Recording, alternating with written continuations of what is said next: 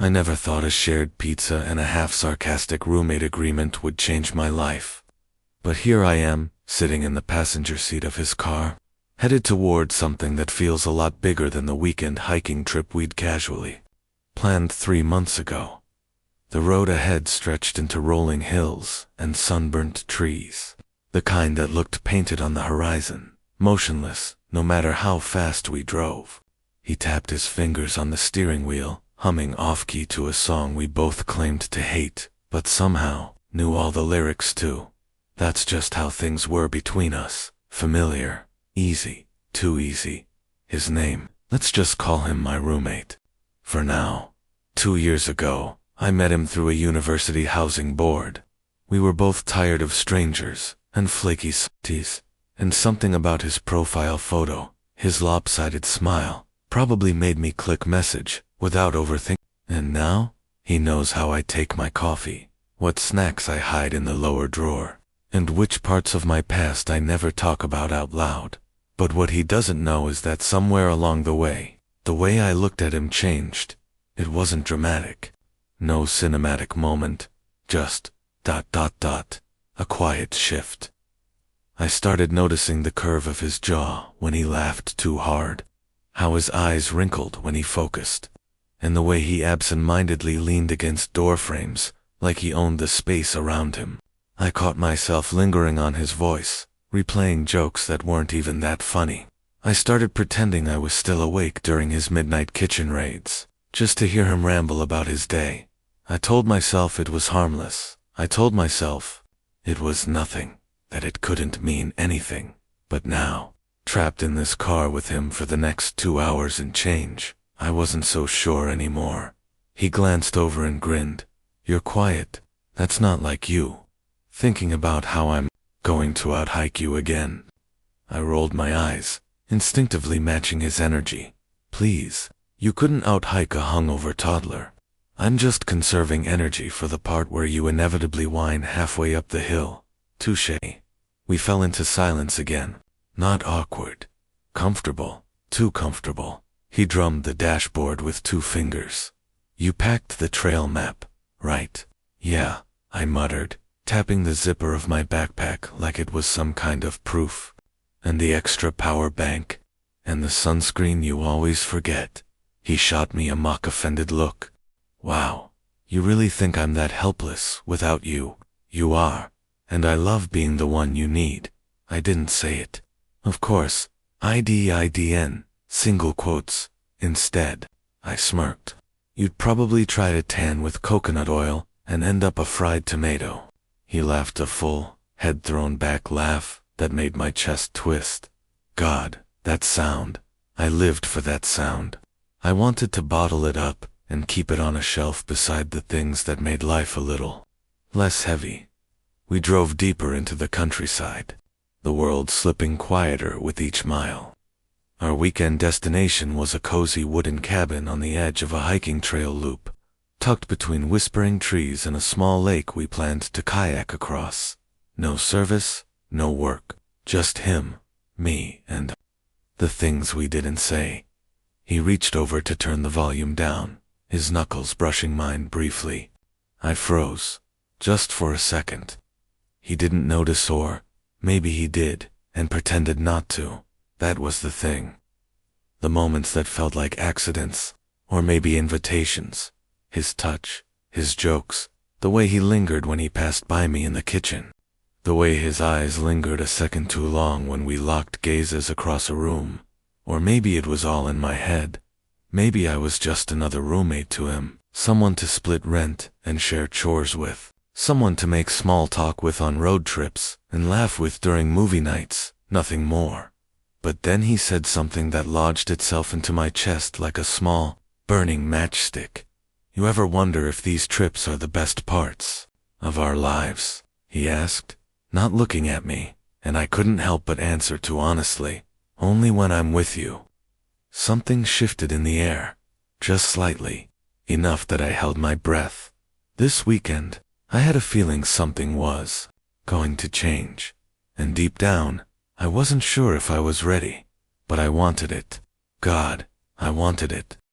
We met during that weird, in-between season of our lives, the kind where you're not quite who you were, but not yet who you're supposed to be. It started with a Craigslist post and a mutual hatred of loud neighbors.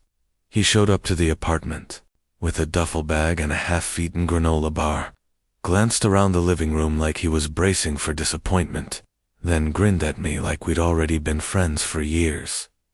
"You play guitar?" he asked, nodding at the dusty case by the wall. "Badly," I replied. He dropped his bag. "Perfect. I sing off-key. Will be everyone's favorite noise complaint." From that moment on, everything fell into a rhythm. Not rushed, not forced. Natural. We had different schedules, different majors, different lives in many ways, but the time we did share, it was effortless. Movie nights turned into half-asleep couch conversations.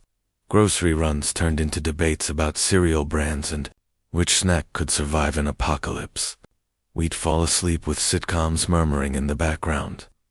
Sometimes mid-conversation, like even silence between us, felt like good company. He'd steal my hoodies. I'd steal his playlists. We'd leave notes for each other on the fridge, filled with dumb drawings and passive-aggressive jokes about who finished the milk. One night, I found him asleep on the balcony after a long shift. He was curled up in my throw blanket, earbuds in, a bowl of popcorn balanced dangerously on his chest. I just stood there, watching him breathe slow and soft under the porch light, and something twisted inside me. It wasn't just fondness. It was more. And that terrified me. Because once you feel that way about someone you live with, someone who trusts you with their everyday, you can't unknow it. I tried to bury it. I really did. But moments kept slipping through the cracks. Like the way he'd glance at me for a second. Too long when I was reading on the couch. Or how his hand would graze mine when we passed each other a bowl of popcorn, and he wouldn't pull back right away. Or how he always seemed to sit just close enough that our knees touched but never mentioned it. And now, in this cabin tucked away in the hills, those feelings were starting to bubble too close to the surface. We arrived just before sunset. The place was modest wood-paneled walls, mismatched rugs, a fireplace that hadn't been used in years. I was already thinking about making us tea when he walked in, dropped his bag, and said, "Don't be mad." "Uh-oh." Double quotes. "What did you do?" I may have forgotten one of the sleeping bags. I turned, blinking at him. "You brought one." He held up a finger. "Technically, I brought mine. You were supposed to bring yours. You didn't even remind me to pack one. You're a grown adult. I trust you to remember how not to freeze." I groaned and dropped onto the creaky couch. "Great. So what? I sleep on the floor." He raised an eyebrow. "You could share mine. It's roomy." The way he said it, half teasing, half careful made my pulse do a weird skip. I laughed it off, right? Because spooning my roommate is exactly how I imagined this trip ending. He smirked. "Could be worse. I don't snore. You drool." He grinned wider. "Only when I'm dreaming about pancakes." I tossed a pillow at him, but something unspoken hung in the air after that. Something warm, heavy. Later, we lit the fireplace not because we needed to, but because it felt like the right kind of cozy, and settled on the floor with instant noodles and old camping mugs filled with cheap wine. The radio didn't work, and neither of us minded. He stretched out beside me, legs crossed, eyes glinting. In the firelight. "You ever think about how weird this is?" he asked. "What?" "That we're in the middle of nowhere eating noodles like feral squirrels." He laughed. "No, I mean, how this started. You and me. A random post online, and now we do stuff like this." I stared at the flames for a beat too long. "Yeah, it's weird, but good weird," he added quickly. I nodded. "The best kind." He shifted, and his knee brushed mine. Neither of us moved away. For a while, we just sat like that, shoulders close, breaths sinking without trying. He leaned his head back and closed his eyes, humming something soft under his breath. "Do you ever miss it?" I asked quietly. He opened one eye. Miss what? Before we were whatever we are now. When things weren't complicated. He studied me for a long second. Are things complicated? I hesitated. I don't know. Truth was, they weren't. Not yet, but they were about to be. Because I was falling for him, and I didn't know how to fall without crashing. The night deepened. We climbed into the sleeping bag after an awkward negotiation of who'd be on which side. I ended up facing the wall, stiff as a statue. He shifted behind me. You okay, ma'am? Too cold? No. Pause. Too warm? No. He sighed. Too gay? I choked on a laugh. What? I mean, for this situation. One bed, one sleeping bag. You, me, and your wildly attractive roommate. I turned slightly, just enough to see the corner of his mouth twitching. You're not helping, I whispered. I'm not trying to. He bumped his forehead lightly against my shoulder. But I'm just saying. It wouldn't be the worst thing if we accidentally cuddled. I didn't respond, because in that second, all the walls I'd built around my feelings started to crack, and somewhere deep in my chest, a hope I'd tried to smother stirred to life. The morning started with sunlight streaking through the dusty cabin windows, and the soft rise and fall of his breathing against my back. Somehow, during the night, our limbs had entangled, his arms slung loosely over my waist, his chest warm against my spine.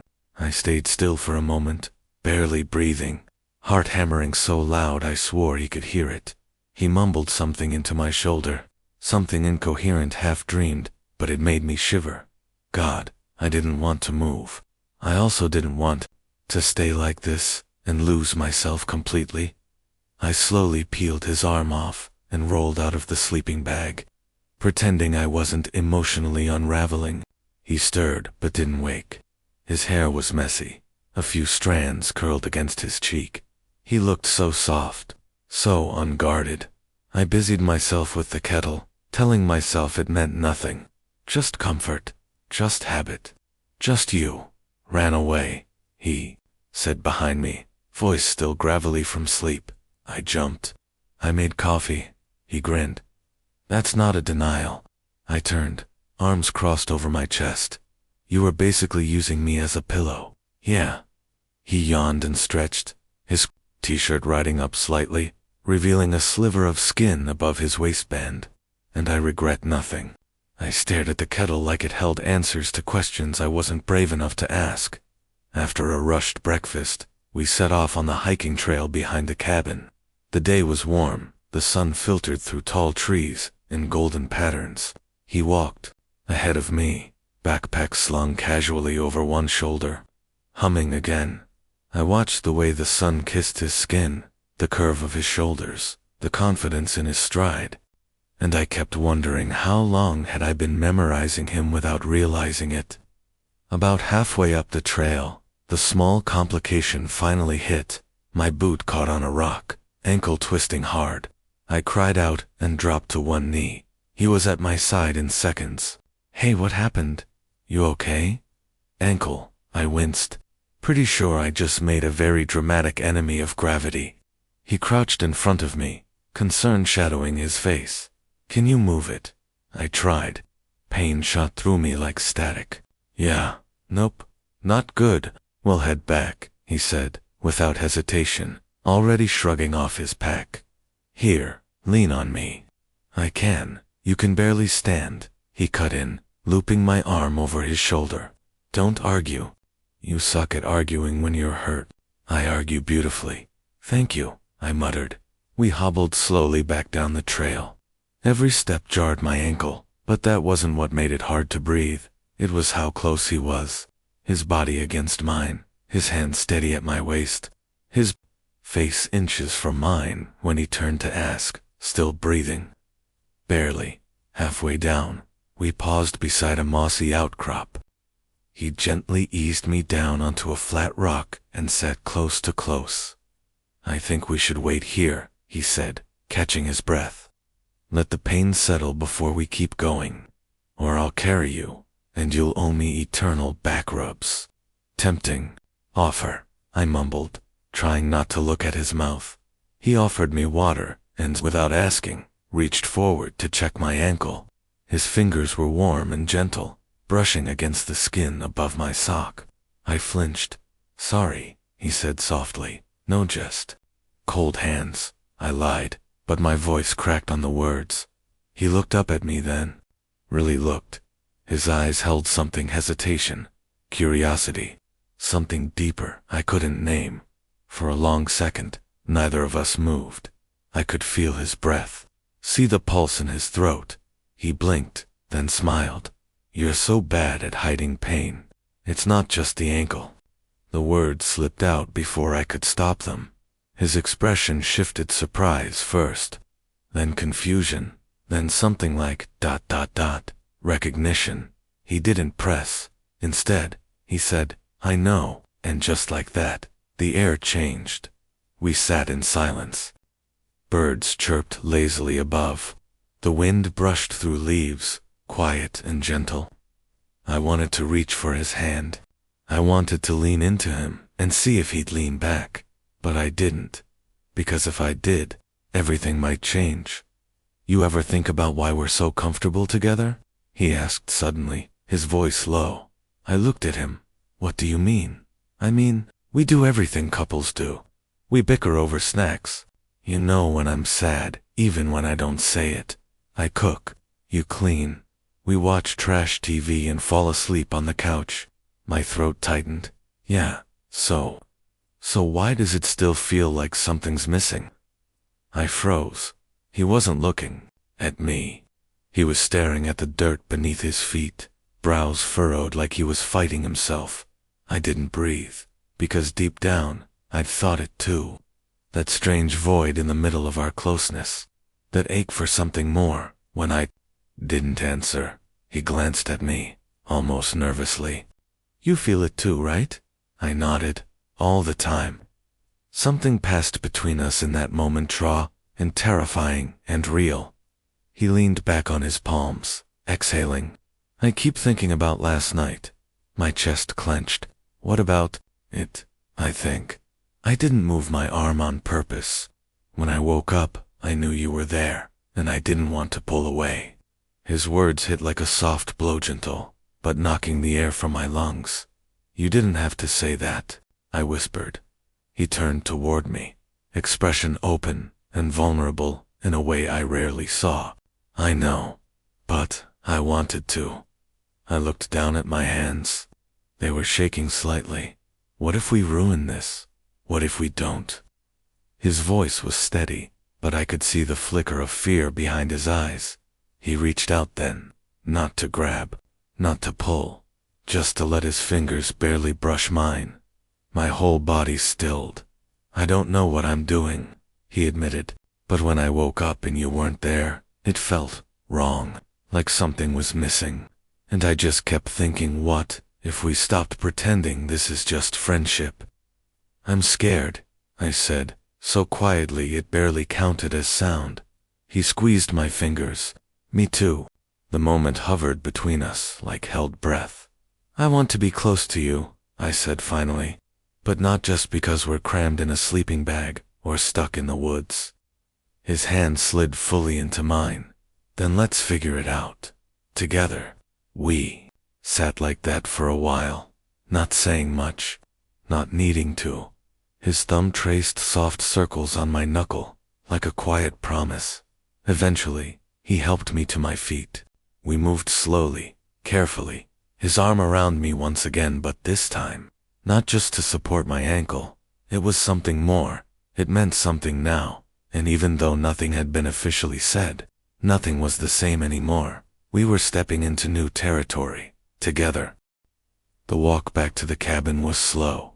My ankle ached with every step, but I barely felt it, not with his hand still clasped loosely around mine. He didn't say much, and neither did I, but the silence between us had changed. It wasn't empty anymore, it was full, charged, heavy with everything we hadn't said before, but now couldn't ignore. When we finally reached the cabin, the sun was already low, painting the wooden walls in warm gold. He helped me inside, guided me to the couch, like I was something fragile. I hated feeling weak, but I didn't mind the way he handled me carefully, but not like I'd break. "You okay?" he asked as I eased down. I nodded. "Yeah, just sore." He crouched in front of me, gently untying my boot. "Let me look again." "You don't have to. I want to." His fingers moved slowly, peeling the sock back, checking the swelling. I tried not to flinch, not from pain, but from how close he was. His head bowed, lips pressed in focus, brow furrowed. He looked up at me, and our eyes met. Neither of us looked away. "Looks better than it felt earlier," he said softly. "Maybe I'm just distracted." "Yeah," his voice dropped, barely above a whisper. "By what? You. Always you." But I couldn't say it. Not yet. Instead, I gave a weak smile and looked away. He didn't push. He helped me prop my foot up, then disappeared into the kitchen for a while. I heard cabinets opening, the clink of cups, the hiss of the kettle. When he came back, he had 2 steaming mugs in hand. "Chamomile," he said. "Couldn't find the good stuff." I took the mug, our fingers brushing again. A spark shot up my arm. "This is the good stuff." He sat beside me, close enough that our thighs touched. Neither of us moved. The fire we'd lit earlier was crackling, softly in the background, filling the room with flickering light and the faint scent of pine wood. It should have been peaceful. Instead, I felt like I was holding my breath underwater. We sipped tea in silence for a while. My heart beat too loud in my chest. I could feel him watching me in the corner of his gaze, but every time I glanced at him, he looked away. Eventually, he spoke. Quietly. "I've been trying to figure out when this started." I turned toward him slowly. "What? This?" he said, motioning vaguely between us. "Whatever this is now, I've been going back, in my head, trying to find the moment." He set his mug down. "I think it was that night you stayed up with me when I was sick. Remember? I was throwing up everything I'd eaten and you just sat outside the bathroom door like a guard dog." I laughed softly.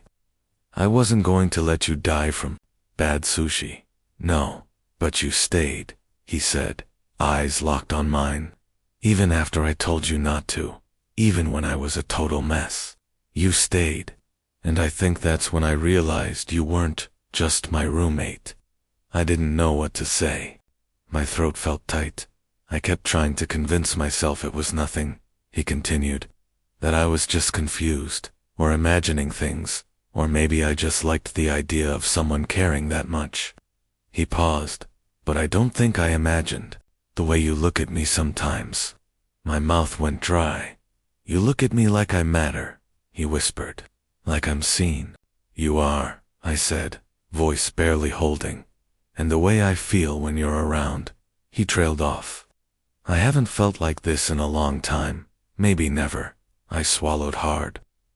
"Why didn't you say anything?" He gave a helpless shrug. "I didn't want to lose what we had," I thought. "If I kept pretending, maybe the feeling would go away. Or maybe you didn't feel the same, and I'd make a fool of myself." I set my mug down, my hands shaking now. "I felt it," I said quietly. "I've been feeling it." His eyes widened just slightly. "I just didn't want to ruin what we had either," I went on. "You were my safe space, my home, and I kept telling myself not to cross the line, not to want more." He leaned in. "But you do." I nodded, my voice catching. "I do. God, I do." The tension in the room broke like a dam. All the held-back words, all the cautious gestures, it all spilled out in the space between us. "I thought maybe it was one-sided," I admitted. "Every time you touched me, every time you looked at me a little too long, I thought, does he know what he's doing to me?" "I didn't," he said, leaning in closer, "but I felt it too." There was a pause. We were so close now, I could feel his breath, see the flicker of something, fear, hope, longing in his eyes. "I'm scared," I whispered.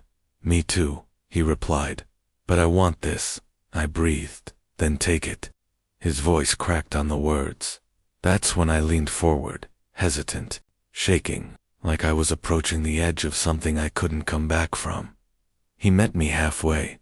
Our lips touched, soft and tentative. A question. Then again, firmer. A response. It wasn't fireworks. It wasn't movie magic. It was better quiet, real, full of years of laughter and tension and nights spent side by side, pretending our hearts weren't screaming. His hand found the back of my neck, pulling me in, deepening the kiss. I melted into him, into the warmth of his body, the certainty of his touch. When we finally pulled back, I rested my forehead against his. You're really bad at being just a roommate, I whispered. He chuckled. Yeah, well, so are you. We stayed like that for a while, our fingers tangled, our breaths mingling. It felt like everything and nothing had changed all at once. I don't want this to be just a moment, I said quietly. It's not, he replied without hesitation. This is the start. I let the words settle, let them anchor me. I don't know what comes next. Neither do I, he said. But I want to figure it out, with you. I smiled. Okay. Then he leaned in again, brushing his lips against mine with a gentleness that made my chest ache. I've wanted to do that for so long, he murmured. You could have fooled me, I teased. I did, he said, pulling me closer. Every day. We didn't need to say, I love you yet. The promise was in the way we touched, the way we held on, the way we stayed. And in that quiet cabin, wrapped in firelight and unspoken hope, I finally let myself believe we could have something more, something real, something worth everything it took to get here. We didn't move for a long time after that kiss. There was no rush, no sudden urgency to pull away. Just us pressed together on a second-hand couch in a tiny cabin. Legs tangled, hearts thudding in tandem like they'd been waiting years to sink. I'd memorized so many versions of this moment in my head, always wondering how it would feel. It felt peaceful, not explosive, not overwhelming, just right. He tucked his face into my neck, his nose brushing my skin. I feel like I can breathe again. I ran my fingers through his hair, soft and unruly. Me too. We stayed curled up like that until the fire began to dim. Then he pulled back, just enough to see me clearly. You realize this changes everything, right? He asked, voice low, but laced with something lighter playfulness, maybe, or relief. Yeah, I smiled, but also nothing. He laughed. Exactly, like I still know you leave the peanut butter jar half closed like a monster, and you still hum like a wounded goat when you do the dishes. His eyes sparkled. Romance is alive. But even beneath the teasing, there was a shift in the way we looked at each other. Like the words had finally given us permission to surreally see what had always been there. Later, we made a pile of pillows and blankets on the floor in front of the fire. He claimed it was for the vibe, but I think neither of us wanted to go back to pretending we were just two people sharing a bed out of necessity. This time, we wanted to choose closeness. He settled beside me, his head resting just beside mine, our hands tucked together like puzzle pieces. So what now? I asked, breaking the quiet. He turned toward me, his thumb brushing mine. We take it one day at a time, that's it. That's everything. His gaze softened. We don't need a plan yet. We've already been doing this, haven't we? Just without the kissing. Shame, I said dryly. I like the kissing, he grinned. Yeah. I nodded, heart skipping as he leaned in and kissed me again, slow and familiar, like we'd been doing it forever. We talked for hours that night. About the small things, mostly. Like how he'd almost said something 3 months ago during a movie night, but chickened out when I started snoring halfway through. Or how I used to leave the bathroom door open just so I could hear his dumb jokes from the kitchen. But then the conversation shifted. What happens when we go back? He asked quietly, his hand resting over my heart. I guess we stop pretending, I said, and maybe start figuring out what we are. To other people, too. His brows furrowed slightly. You okay with that? Are you? He hesitated. I'm not worried about what they'll think. I just don't want to mess this up. You won't? What if I do? Then we talk about it, and fix it, like we've always done. He let out a breath, his body sinking more into mine. God, you make everything sound simple. It is simple, I said. We care about each other. We want to try. That's a start, and the rest, we figure it out. He kissed my cheek. You're really bad at giving me reasons to doubt this. You know that? That's the goal. We lay there in silence for a while, just watching the firelight dance across the wooden ceiling. His hand moved to my waist, gentle and grounding. My fingers rested on his chest, feeling the steady beat beneath his skin. Every now and then, we'd exchange a glance and smile, like idiots. The kind of smile you wear when you've just survived something emotionally reckless, and somehow still landed in soft grass. Eventually, he said, I don't want this to be temporary. It's not.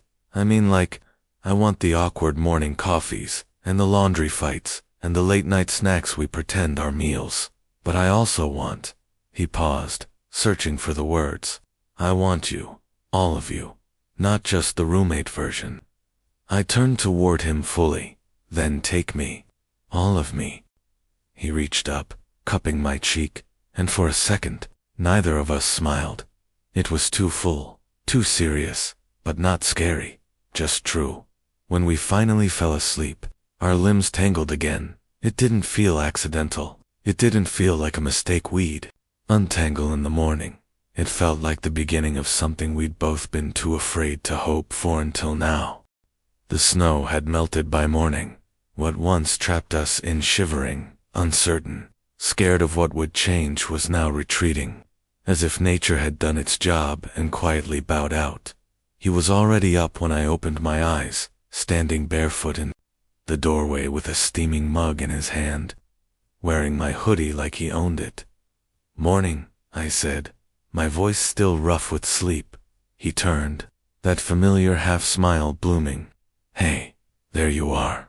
I sat up slowly, blanket falling to my waist, and for the first time in forever, I didn't feel that awkward urge to cover up or shift away. This was us now, uncomplicated, unhidden. He crossed the room and set the mug on the side table, then knelt beside me, his hand brushing through my hair. I was gonna bring you coffee, but then I got distracted by how smug your face looks when you're asleep. Oh, and how exactly does it look? He mimicked a peaceful snore and puffed out his cheeks. I shoved his shoulder with a laugh, and he tipped sideways onto the bed, laughing with me. Our bodies found each other again, like magnets, his hand on my knee, my arm over his chest. The fire had long gone out, but there was a different kind of warmth between us now. You realize we've gotta go back, I said after a moment. I know, and life's gonna be different. Yeah, and people might say things. He shrugged. Let them. I studied him for a second. The curve of his jaw, the way his lashes rested on his cheek. He looked peaceful, braver, like someone who'd stopped running from what he wanted. So, what are we? I asked, gently. He looked at me, serious now. We're us. That's not an answer. He rolled over, half on top of me, his hand on my cheek. We're two people who finally stopped being cowards, who like each other more than they probably should, who are going to figure it out, even if we suck at it sometimes. I bit back a grin. So, boyfriends. He made a dramatic gasp. Labels, already. I laughed, but then he kissed me, soft and lingering, and said, yeah, boyfriends, outside. The sun crept over the hilltops, casting long shadows over the snow-blanketed trees. We dressed slowly, folding blankets and collecting the random trail of candy wrappers and empty mugs from the night before. But neither of us spoke of ending, only what's next. Before we left the cabin, he paused by the old wooden beam above the fireplace. Without a word, he pulled a pen from his bag and scribbled something on the wood. "What are you doing?" I asked, amused. He stepped back and motioned for me to read it. "We started here." He added our initials underneath, crooked, slightly smudged. Perfect. My chest tightened, and before I could say anything, he handed me the pen. "Add something." I thought for a second, then carefully wrote just beneath his, "And we'll keep going." We both stared at it for a moment, a single sentence carved into time, a small gesture, but loud enough to echo every quiet promise we didn't know how to say aloud yet.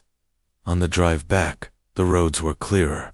The world was no longer holding us hostage in our feelings, but the silence between us didn't return, not the awkward kind, at least. Instead, there was music, laughter, fingers brushing between gear shifts, inside jokes whispered like secrets. At one point, I looked over and found him already watching me. He didn't look away. "What?" I asked. He reached over and took my hand without a word. We drove like that for miles, his thumb tracing idle patterns on my skin, our hands resting on the console between us. And that was it. Not grand declarations, not fairy tale endings, just this. Simple, steady, and real. The beginning of something we'd both always wanted, hidden in late-night glances and unsaid things. Now finally out in the open. Finally ours. And whatever came next, school, friends, questions, awkward introductions, we'd face it together.